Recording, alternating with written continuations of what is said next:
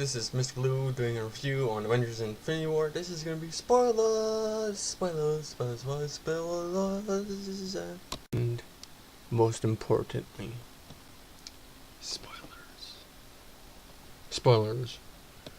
I will be filming and editing 2 reviews of this film, mostly because of how grand and big the impact of the movie is.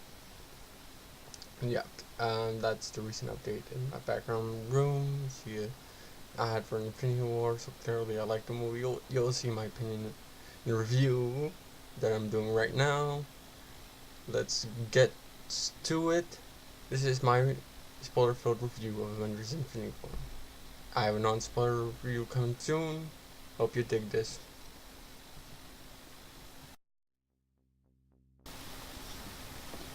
Here we go. Pre-warning. This review contains spoilers.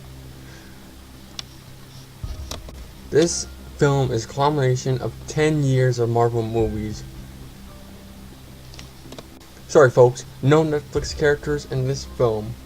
No Agents of S.H.I.E.L.D. Everyone we see in the film is just the MCU movie characters, except for 2 characters, Ant-Man and Wasp and Hawkeye. But don't worry folks, we'll get that soy milk mocha latte toast of a movie coming pretty soon. And an end credit scene that teases Miss Marvel coming soon at the end of this movie, her arrival in part 2 of Avengers Infinity War. The film doesn't really bring any finite. It's like walking into a season of a show. None of the heroes are really the protagonist of the film. The typical 3-act structure of a movie only works for this film if we're focusing on Thanos as the main character of the film. The film is firm and is also most exploration we see of Gamora from Guardians of the Galaxy, how she is and the last of Thanos' humanity she is to him. As a trilogy it goes, as the Avengers franchise goes, the first film is still brought together, still my favorite movie. The second one's alright, but I like this one a little better. The third one is about the heroes being at their most broken. The third is them reaching God level, and the first is the teaming up of a culmination of different types of heroes. In this movie, most of our Avengers characters are unprepared for this event. Up in the beginning, they faced people who want to rule the world. They faced people that want to destroy the world. But this film is more of a brutalist relentless in realities. When Logan dies, it hits us hard in that movie, because I knew he had tons of past films and this is the last film we're seeing Hugh Jackman's. When that death hit us, it hit me hard. And there were minor Easter eggs of Iron Man, but this film, it hurt. It was just ruthless, and it just came at us, and they just killed heroes left. They killed my hero Spider-Man right after introducing him in Civil War and getting him his own solo spin-off film. Oh lord. But it's okay, he'll be alright, he'll be back. It happened in the comics. He died twice in the comics, and countless times that us fans didn't know of. They killed Black Panther also after the neo-political amazeballs of a film that got praised by critics, and they just killed him after introducing him. You'd think they would go for the main 3 that introduced the OGs of them, but no, they killed off the new characters that they're getting spin-off franchises of. I don't get it, to be honest. They also killed Vision, which makes sense when you think about it with Age of Ultron and how his plot was going. He has one of those gems, so it makes sense why he was died in the film. They mostly kept the original OG Avengers. To be honest, I'm way more excited for Deadpool 2, Luke Cage Season 2, Punisher Season 2, the crushing of the terrible luck of the lawyer morality debate with Daredevil Season 3.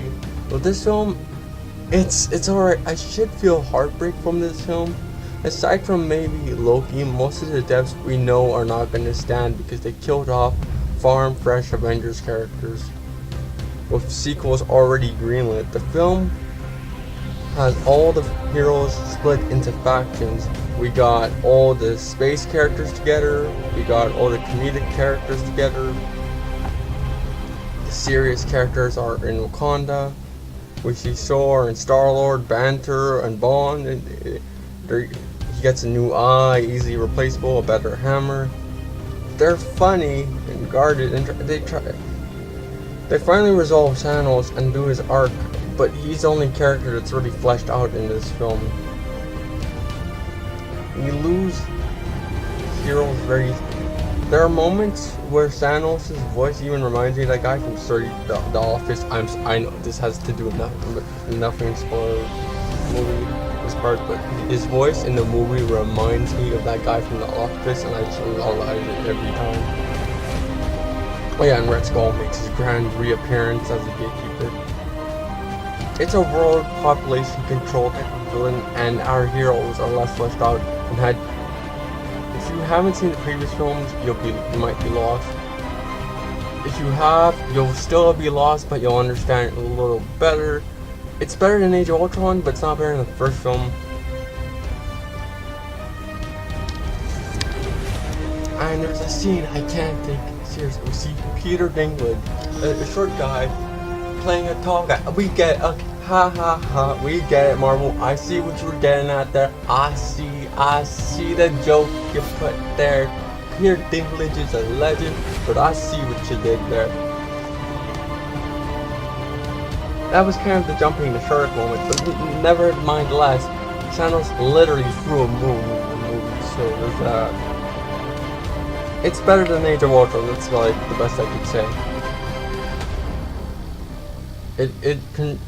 It explores the theme of world population and nihilism to a great degree. It's just still not my favorite Marvel movie. Everyone knows it's Spider-Man Homecoming. There's other things I'm more excited for, but it's decent. It's alright. It's a 7.9 out of 10.